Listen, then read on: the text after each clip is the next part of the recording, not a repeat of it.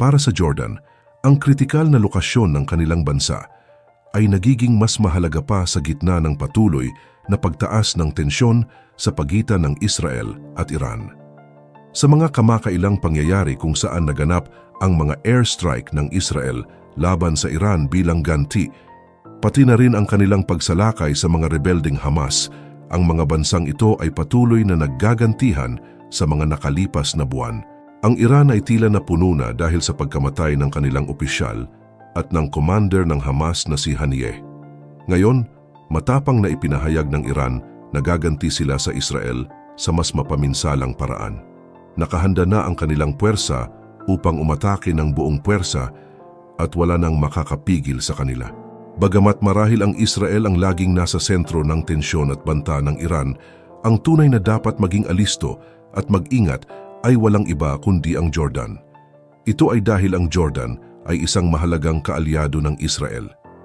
Sa katunayan, sa mga nakaraang pangyayari kung saan nagpakawala ng missiles at drones ang Iran patungo sa Israel, ang Jordan ang isa sa mga bansang nakagawa ng hakbang upang harangin at depensahan ang kanilang teritoryo. Ito ang naging dahilan kung bakit may bahagi ng missiles na hindi nakarating sa Israel. Ang Jordan ay rin isa sa mga bansang pilit umiiwas at nananawagan sa Iran na itigil ang pagpapalala at pagpapalakas ng gulo sa rehiyon. Subalit tila walang pagpipigil o kontrol ang umaakay pa sa Iran na magpatuloy sa kanilang mga hakbang na maaaring magdulot ng mas malawakang gulo sa gitnang silangan. Gayunpaman, tila nagbago ang ihip ng hangin dahil itinanggi ng Jordan noong Biyernes na pumapayag ito sa anumang grupo na gumamit ng kanilang aerospace para sa layuning militar sa kabila ng tensyon sa pagitan ng Israel at Iran. Batay sa Jordanian state-owned na Al-Mamlaka News TV, hindi pinapayagan ng Jordan ang anumang party na magamit ang kanilang airspace para sa military operations kahit sa anong sitwasyon at sa ngayon. Ayon sa isang source, hindi papayagan ng Jordan na magamit ang kanilang lupa at airspace para maging sentro ng laban para sa kahit anong partido. Ito ay bilang tugon sa mga ulat na nagpapalagay na pinahintulutan ng Jordan ang Israel na gamitin ang kanilang airspace laban sa inaasahang pag-atake ng Iran. Inaasahan ng Israel ang mga pag-atake mula sa Hezbollah ng Lebanon at Iran, matapos ang mga pagpatay sa mga lider ng mga grupo. Samantala, kinundena ng Gaza Strip mula noong Oktubre 7 dahil sa cross-border attack ng Hamas. Tinatayang mahigit 40,000 Palestinian ang namatay, karamihan ay mga kababaihan at bata, at mahigit 91,700 ang nasugatan. Dahil sa matagalang kaguluhan, nasira ang malalawak na bahagi ng Gaza at hindi raw sapat ang supply ng pagkain, tubig at gamot sa lugar. Para sa Jordan, ito ang kanilang paraan upang maiwasan ang madamay sa anumang kaguluhan sa rehiyon.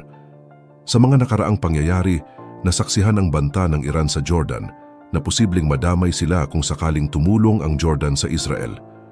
Ngunit sa mga pangyayaring kung saan nagpakawala ng missiles ang Iran papuntang Israel, ang Jordan ang unang nagpakita ng tindig at nagsagawa ng interception ng mga missiles na ito. Maaaring iniisip ng Jordan na mas makabubuti sa kanilang bansa na manatiling neutral at maiiwasan ang pagpasok sa alitan at tensyon sa pagitan ng dalawang bansa. Ang kanilang hakbang na ito ay nagpapakita ng kahandaan na pangalagaan ang kanilang kaligtasan at ang pagiging neutral sa mga regional na alitan upang mapanatili ang kapayapaan sa kanilang teritoryo. Ipinahayag ni Haring Abdullah ng Jordan na hindi nila pahihintulutan ang kanilang bansa na maging battleground para sa anumang labanan sa pagitan ng Israel at Iran. Ayon sa kanya, ang proteksyon ng kanilang mamamayan at ang soberanya ng kanilang bansa ay ang kanilang pangunahing prioridad sa kasalukuyan. Ang kamakailang pag-atake ng Iran sa Israel ay nagbigay diin sa sensitibong lokasyon ng Jordan na matatagpuan sa pagitan ng Israel at Iran, kung saan ang mga drones at ballistic missiles ng Iran ay dinaraanan ang kanilang aerospace patungo sa mga target ng Israel.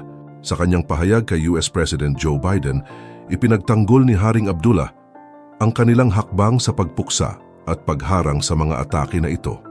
Sinabi niya na ang Jordan ay hindi magiging sentro ng labanan, para sa alinmang panig at hindi papayagan ang kanilang lupa na maging lugar ng digmaan sa rehiyon.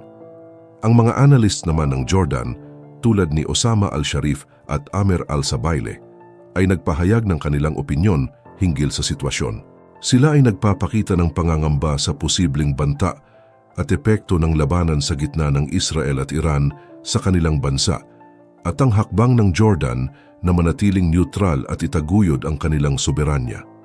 Kaya naman, nag-request ang Jordan na lahat ng mga airline na dumadaan sa kanilang mga airport ay magdala ng 45 minutong reserbang gasolina, isang hakbang na itinuturing na pag-iingat laban sa posibleng pag-atake ng Iran laban sa Israel.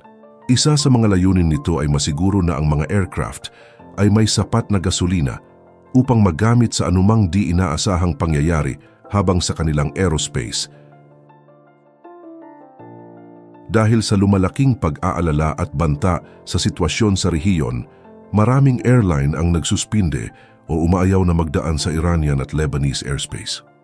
Ang naging pangyayari ay nagbigay ng paliwanag sa pag-isyu ng NOTAM mula sa Jordan na humiling sa mga airline na magdala ng karagdagang gasolina para sa kaligtasan at kadalian ng operasyon.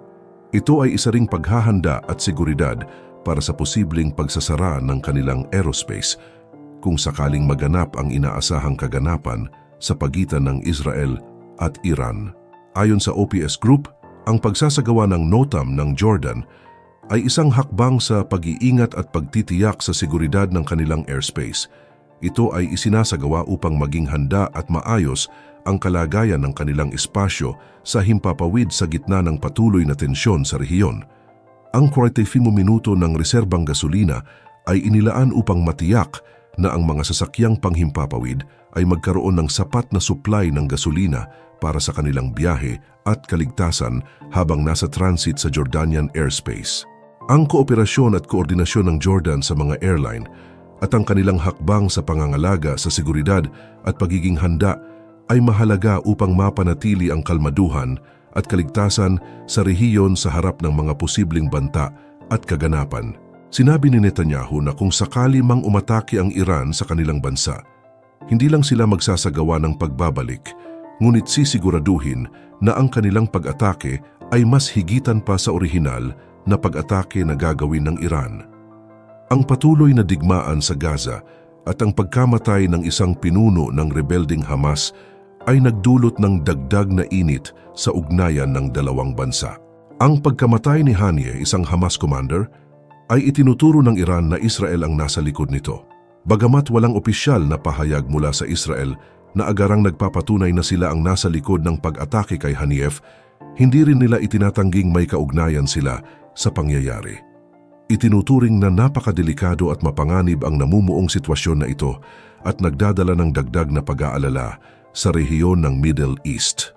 Bagamat ang Iran ay nakatakdang sumunod sa utos ng Supreme Leader Ayatollah Ali Khamenei na magpatupad ng malupit na parusahan laban sa Israel alinsunod sa pagpatay sa isang leader ng Hamas sa Tehran.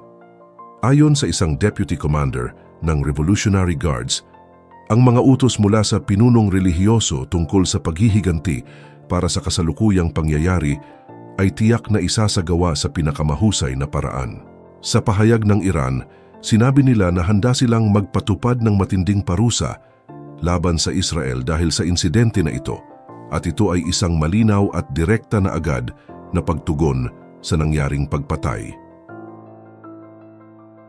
Sa reaksyon naman ng White House, sinabi ng tagapagsalita ng Pambansang Seguridad na kanilang iniingatan at ipagtatanggol ang Israel na may sapat na mapagkuhanan sa rehiyon.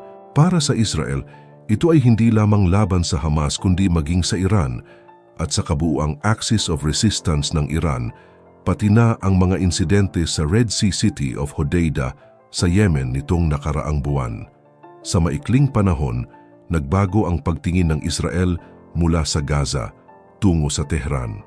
Ayon kay Netanyahu sa isang pahayag noong Miyerkules ng gabi, inilabas niya ang mensahe ng kanilang laban sa axis of evil ng Iran, isang digmaang nakaugat sa pagtatangka ng mga teroristang hukbo at missile forces ng Iran na nagbabadyang umatake. Sa kabuuan, Ang Jordan ay nagpapakita ng matatag at determinadong paninindigan sa gitna ng tensyon sa rehiyon. Ang kanilang desisyon at aksyon ay naglalayong pangalagaan ang seguridad at katatagan ng kanilang bansa habang nagbibigay ng mahalagang mensahe sa Iran at sa buong mundo. Ang pahayag ng Ministry of Foreign Affairs ng Iran na tumutok sa pagpapanatili ng magandang ugnayan sa Jordan ay nagpapakita ng patuloy na pakikipag-ugnayan at diplomasya sa gitna ng mga pagsubok sa rehiyon.